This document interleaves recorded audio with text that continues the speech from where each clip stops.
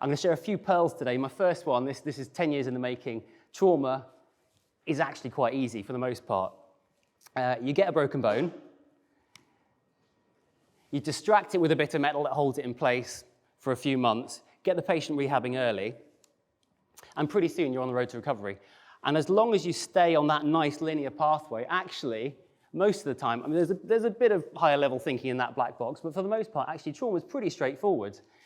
As soon as you deviate from that nice linear pathway, and particularly with infection, you go from a nice straight path to this sort of spider web of decision tree, because there's lots of things you suddenly have to factor in before you can get to the other end. And orthopedic surgeons don't like this. We're simple. We like a nice, easy path. We make one decision and it's all sorted. But when you're worried about infection, you've got to start thinking about all these things. So is it really infected? How can I prove it's infected? I don't want to operate again if it's not infected. Then there's sort of a mandatory period of self-denial where, you know, I never get infections as complications. I'm sure everyone thinks that. And for a few weeks, you kind of kid yourself nothing's really wrong before it finally hits that there is a problem. Then you have to think, is the patient actually fit for me to do anything? Can I actually sort this out? Can I make them fit enough? Then you look at the metalwork. Is that stable? Is it still useful? Do I need to take it out? If I need to take it out, do I need to put something back in? The soft tissues, can I stitch it back up? Do I need my plastic surgeons to help to get it covered? What bugs are we dealing with in there? Are they sensitive to our antibiotics? Are they resistant? If they're resistant, does that change what I'm going to do with the metalwork? And does my unit have the resources to actually do all this and deal with it, or do I need to phone a friend and refer on? The trouble is there's so much fracture-related infection out there that you can't refer everything on, because as it is, we're already overwhelmed with cases. So a lot of this does need to be dealt with in the peripheral hospitals. Part of the trouble with fracture-related infections sort of over the last 20 years has been a lot of sort of confusion in terms of terminology and sort of poor uniformity in the literature as to what actually is an infection. So this is a lady we treated recently. This was her 2 weeks after someone in our hospital did an ankle ORIF. It's not projected as brilliant as I thought, but you know, it's angry skin, it's red, it's a bit leaky. Is it infected? Is this a superficial infection? Is this a deep infection? It was looking even worse 6 weeks down the line. At that point, is it an acute infection? Is it now a chronic infection? Is this cellulitis? Is this metalwork-related infection? Is this osteomyelitis? All the papers that were out there were using sort of different terms interchangeably, and it all got quite confused. And it was very hard to compare between studies to actually use the evidence.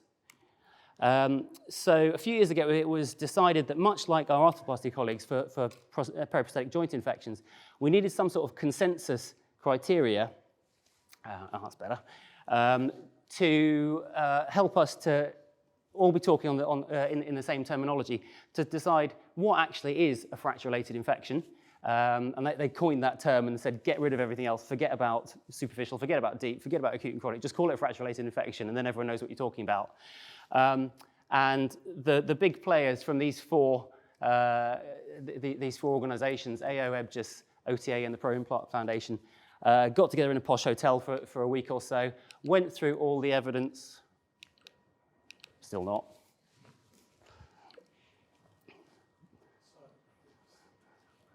No. Just ditch it. I'll just say that. That's fine. I don't.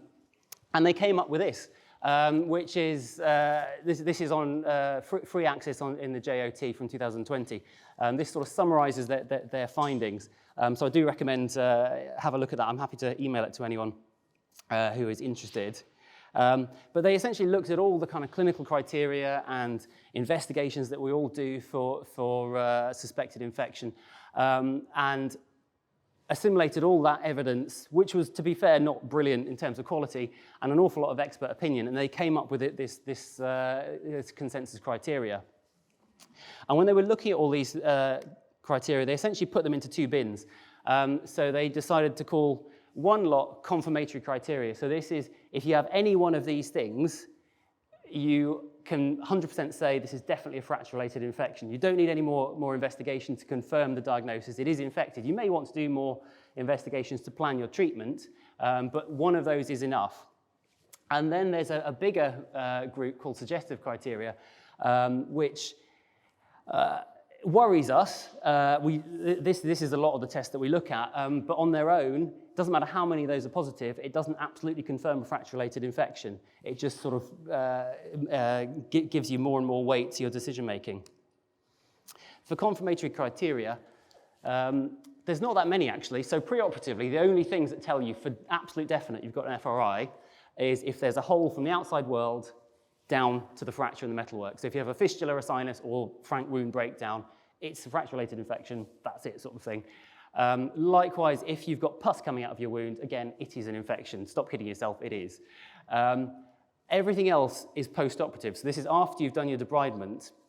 So when you do your debridement, you will, and we'll talk about this later, take lots of samples to send to the labs for microbiology, culture, and for histopathology. And if you grow on 2 cultures, identical pathogenic organisms, again, you can be pretty certain that that definitely is a deep infection. Likewise, if you can see bugs under a microscope, or you can see a heavy inflammatory infiltrate, again, that is enough to confirm that it is an infection. The suggested criteria is what we traditionally use in orthopedics. So we look at them and their wounds are a bit erythematous, they're a bit pyrexial. We do some x-rays and we do some other imaging studies, which my colleagues will talk about later.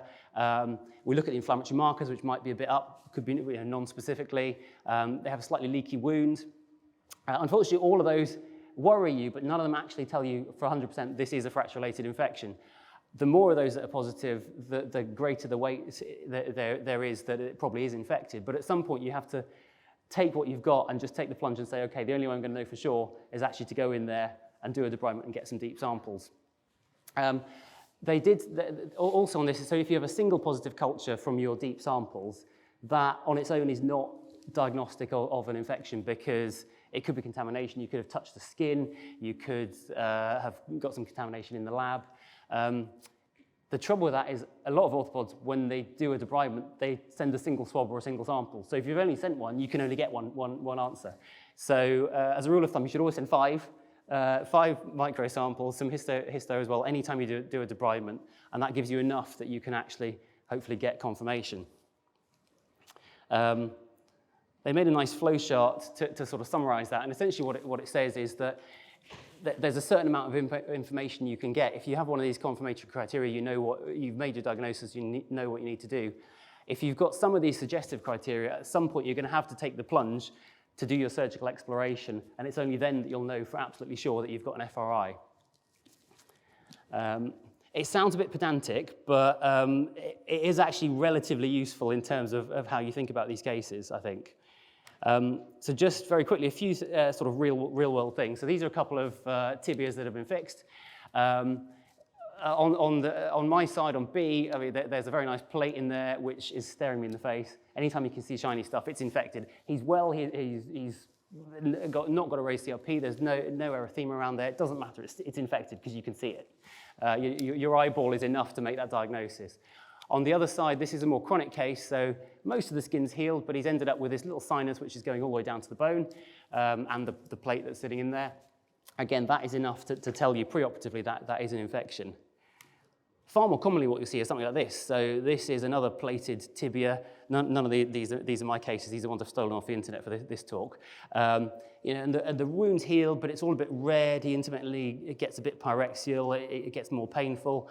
You're worried it's infected, but that appearance on its own is not enough. So then you could do some more investigations, and we might do some x-rays, which actually look fine in this case, or this is different tibia, but similar sort of thing. We can do some fancier scans, so we can do white cell scans, we can do a SPECT scan, and those are showing that there is this increased activity around this distal locking screw in the same sort of area that the skin's a bit unhappy. It's all very suggestive until you actually go in there and take some samples. All of that is not enough to say for definite this is an FRI. But as soon as you go in and you take your samples and you start culturing things or you start looking under the microscope, that's when you get your definitive diagnosis. So brief take-homes from this. Basically, with trauma, try and get it right first time. GIRFT actually does make a lot of sense because your life is so much easier. But if you do run into these problems, investigate them appropriately.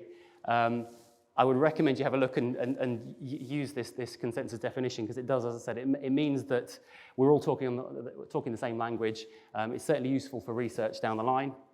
And at some point, you're going to have to take a plunge, explore and get some deep samples, because that may be the only way you're going to know for sure that you've actually got an infection.